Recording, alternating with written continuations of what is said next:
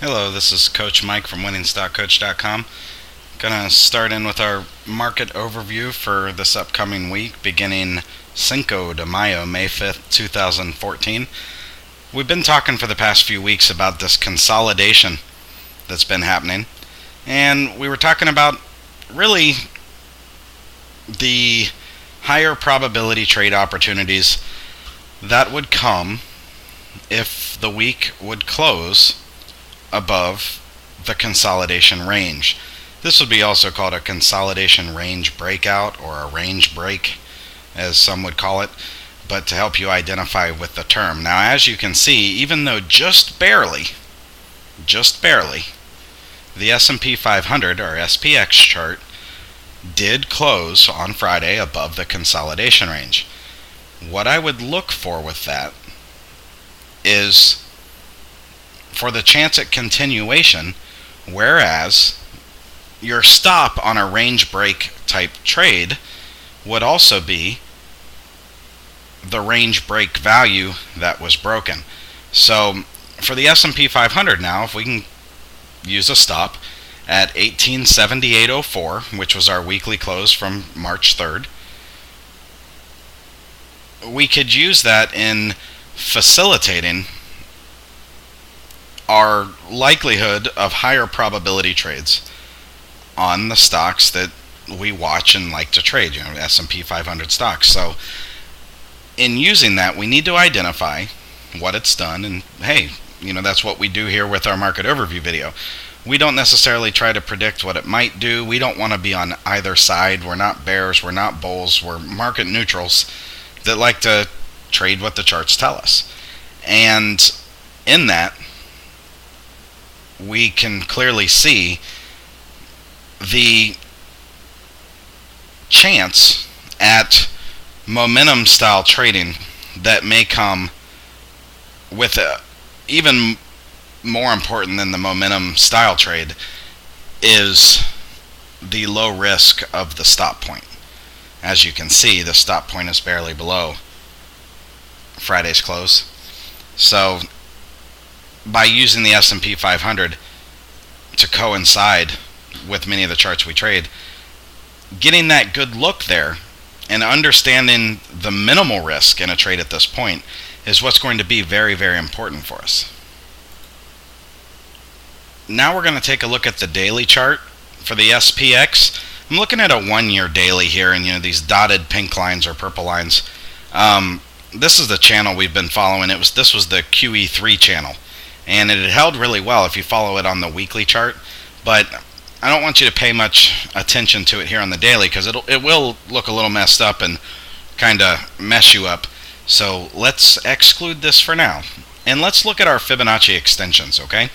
Now, ironically enough, our Fibonacci extensions, which are projecting a potential high point of 1921.14 or a potential low point 1808.41, we actually see that we made it to the halfway point. Our move here from the February or the April bottoms actually made it to the midway point, and then kind of gave us a bit of a pullback, but still held right above the range break line from our weekly chart. That makes trading on Monday very, very simple. If Monday continues to fall back from that halfway point and gives up the range break line, we would look short with the potential of a bounce at this 1857.05, and should it break below there, 1808.41. If we can pop above that 50% line, 1885.88,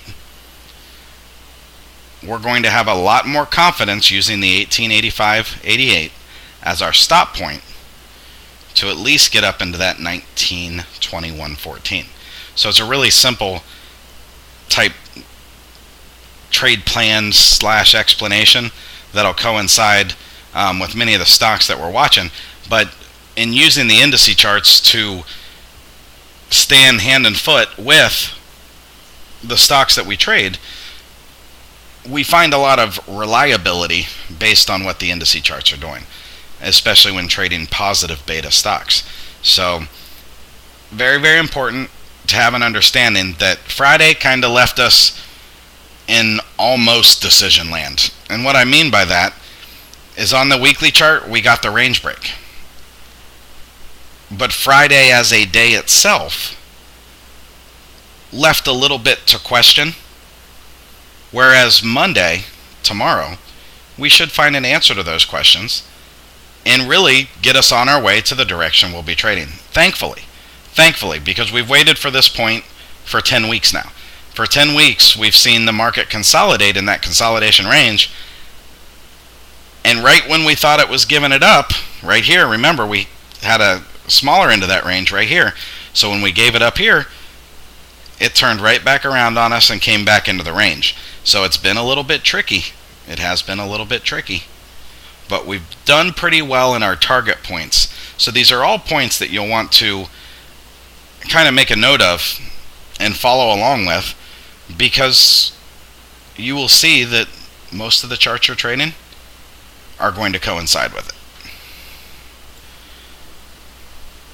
Now, just like the SPX chart, our DJI, the Dow Jones Industrial Average, finally worked its way out of that consolidation range and gave us that Friday close above. This gets me excited for this upcoming week because it's really simple and the risk is very manageable, so long as we remain above that line with the value of 16,478.41. We have a very minimal risk opportunity. A minimal risk opportunity that, taking charts that are part of the Dow Jones Industrial Average and coinciding with our trades on them, what we see on the DJI chart, we will find a lot more probability on better longs, so long as we remain above that range break line for the Dow Jones Industrial Average.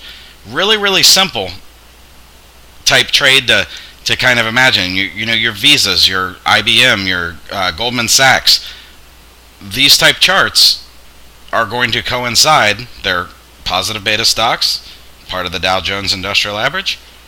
Very, very simple to follow along and coincide with the movement of this chart. Just like we talked about on the S&P 500 daily chart, our daily here for the Dow Jones Industrial Average, you see that range break line here from our weekly. We did close above it. Now, you're going to see me move the chart a little bit, and what it is to show you is just like the S&P 500. We actually got up to the halfway point of a move and began pulling back from it. All we need at this point in time is a simple move. I mean, as long as you hold above the range break line, many people would find a lot of solace in that. But a real good confirmation that you'll continue with positive momentum would be not just holding above the range break line, but once we move back above or close above that 50% line, that 16,587.86, we should be easily on our way to 16,863.05. And using these projection points, again, gives us an easy to manage risk on our trades. The risk is so that once it breaks above a line, if it falls back below, you exit the trade, or at least reduce in the trade. This will protect your capital and cause you to not suffer a potential loss. Now, if you're a little more comfortable in the position and you begin to see the DJI chart pull back a little bit, I wouldn't personally worry too much for longer term trades that you've entered, longer term investment type positions. You know, 16,367.01 I think is manageable, allowable. It would still be a higher low that followed a higher high from this move here. But if the 16,367.01 is broken and fallen below, I don't think it'll be much of a problem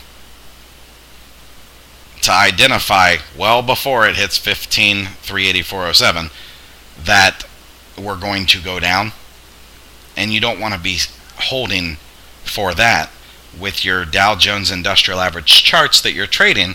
You'd be much better off to exit and rebuy at the much lower price. Now we're going to move over to the Russell 2000, which is your small cap index. And to be quite honest, this is the chart that's really been giving us some good indication on market direction here over, now we're getting into our 19th month that the Russell 2000's been actually a very dependable indicator. What I want to show first off with the Russell 2000 is the similarities. We talked about this little dashed channel line was from the weekly on the S&P 500 chart. It started at the same time the Russell 2000 did. And we saw once the Russell 2000 had broken below, and we covered this in earlier market overview videos, that it gave us an indication that the trend was changing. Regardless if it went on to new highs or not, it gave us an indication that that trend would change. And what did we see on it? We saw it shoot up to a new high. And I got emails and stuff, oh, see, you're a fool, you thought small caps were over. I said, well, I exited my small caps right there in mid-January, and it was not worth that fall for the potential reward at barely above where I sold. But at this point in time, if markets were to really turn around and make some nice rebounding, I want to explain a few reasons as to why small caps may actually be where you want to look. First off, now this might be the most contradictory reason you could imagine, but I think it's one that's very feasible. Those of you that are familiar with technical chart patterns may have heard of a head and shoulders pattern. It's a pattern where if you imagine, your left shoulder, your head, your right shoulder, you've got, two equal points, and then in the middle you've got a higher point. That's the basic explanation. Well, for the bears of the world to really jump on the Russell 2000 and say, oh wow, the markets are going to crash because look at this chart pattern, it's the most bearish of all chart patterns, they would have to have a head and shoulders, because the head and shoulders is considered the most bearish of all chart patterns. But they don't have it yet. To get it, the Russell 2000 needs to come up to this line, 1182.75. So reason number one of why small caps could be where to go to in the upcoming week is that for the bears of the world to really jump on board and try to mess everything up for everybody, we got to put in the right shoulder. We have a left shoulder. We have the head. And that only matters if we can get up to right shoulder territory. And without the right shoulder, we don't have that big bearish chart pattern that all the bears like to come out of the woodwork for and really get on us and start talking about. Now I want to talk about another reason why the Russell 2000 may go up. First off, we see a couple down channels on my chart here. The first one of which, we got points touching here, and on Friday we hit it, and it definitely saw it as a resistance. It'd be hard to disagree with that. It ran up to it, nice run early in the day, and it gave almost everything back. It said, whoops, resistance. If it were to break over this line here, you've got a very easy support point for the first day or two of your trade. You don't want to allow that to continue to be your support point as it continues to get lower. But the first day or two of your trade, to kind of let it sense it and see if it wants to stay above it or not. And if it does want to stay above it, you got a little more confidence into at least this downtrend line with only 2 touches on it, and maybe even that right shoulder territory we were just talking about. But there's something else on here you might not see as well, and it's the potential at a very bearish chart pattern. In that bearish chart pattern, you're going to see me draw a line here on the chart. Real simple line going to put across here. would be based on a break of this mark right here. 11:55.61. Just a very classic and simple chart pattern called the W. You can see the left side of the W come in, the center of the W, we've pulled back. A lot of people like to take small entries in here to protect themselves, but you can actually see a very incredible momentum type trade come on what we call, or what I call, the W break, where it breaks the center of the W, where it actually makes the W pattern. And again, where would that kind of launch you up to? Maybe just above the right shoulder line, but still right in line with that right shoulder territory. And that right shoulder line is there only if the Russell 2000 remains bearish. If the line is broken, I imagine we'll see the RUT up at 1225.90. But we have to be aware of resistance points ahead of us, because it helps us understand where a chart might turn around from. We only need to sell long positions should we hit those points and pull back from them. We don't need to fear them, we need to plan for them. And as you look on this chart and just tally up the reasons why it may go up, you find that you can convince yourself of a simple entry point that wouldn't be chasing it much farther than where it is now, just by the patience of allowing it to break this first down channel line. And understanding that we have a few points it needs to break, but then understanding the potential of a nice move should it break those points. And it makes actually the small caps look the most appealing to me heading into the next 1 to 2 weeks, really. Finally, I want to come over here to the NDX. This is the Nasdaq 100 chart. We were talking about head and shoulders. Well, as we see on the NDX, we are actually right up into that right shoulder territory. But unlike the Russell 2000, we actually broke the trend line that started on the exact same day with the exact same points that it had hit and pulled back from. We broke above it. It came back down to it, closed above it to still say, hey, I think I should be on top of that down channel line. And now if we can break above the area that would be the right shoulder in a head and shoulders pattern, to no longer give the bears of the world that pattern to rest their hat on. This big decline we've heard about in the Nasdaq, the largest decline in the Nasdaq since 2000, the tech bubble, the dot-com bubble. We could actually see a good rally on technology stocks, the big momentum names all of last year that have fallen and fallen and fallen, many for really not much of a reason. And all it would take is a break above the line we have marking to project that potential right shoulder. So I think this week ahead is going to be a pretty exciting week in the markets. Now, I could be wrong. It could just be a sideways week. But just like anything in the markets, you can't predict when it'll happen, but you can know what it needs to do to provide good trades to you, whether long or short. And those points of where it needs to go are right in front of us and not too far away. And it wouldn't take much effort to make breaks in either direction to allow us then to have an understanding fully what's happening with the markets. Now, I do want to discuss one other thing that is very, very typical this time of year. And to do so, we're going to go back over to our SPX, our S&P 500. Type it in there, SPX. Let's go over to our weekly. I'm going to go to a 5-year weekly. And we're going to start looking in May. Now, this candle that I'm showing here was the first weekly candle in May of 2010. And for the 4 weeks that followed, we went down.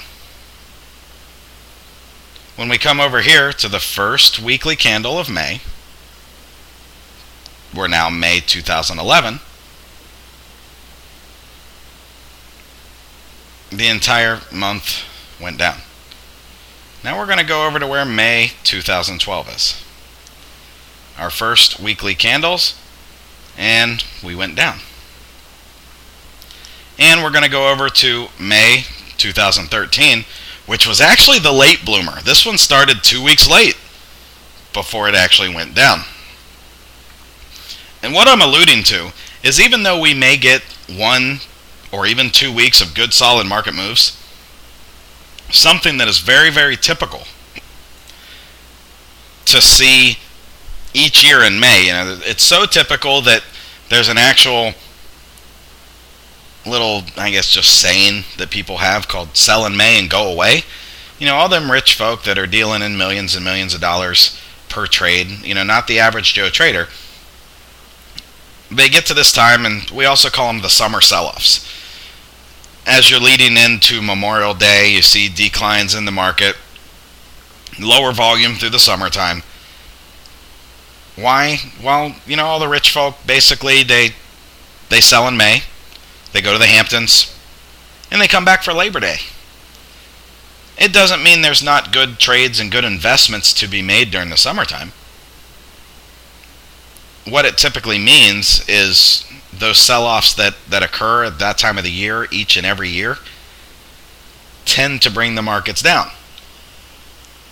Now, understand, while 4 out of the 5 years projected on my chart started the first weekly candle in May, and even though Friday was May 2nd, this week would be the first weekly candle that opens in May. There was that 1 year where we got through 2 weeks of May before it began to fall. That being last year. So what I want to be watching for this week is the potential for a nice 1 to 2 week move. But I want to be cautious of it, and I want to be prepared to take advantage of profits that are seen by that time, and be a little leery of higher volume red days that occur between now and the next 2 weeks as an indication that we may be starting to see the summer sell-offs. This is Coach Mike from WinningStockCoach.com, wishing you the best of luck in the upcoming week, and God bless.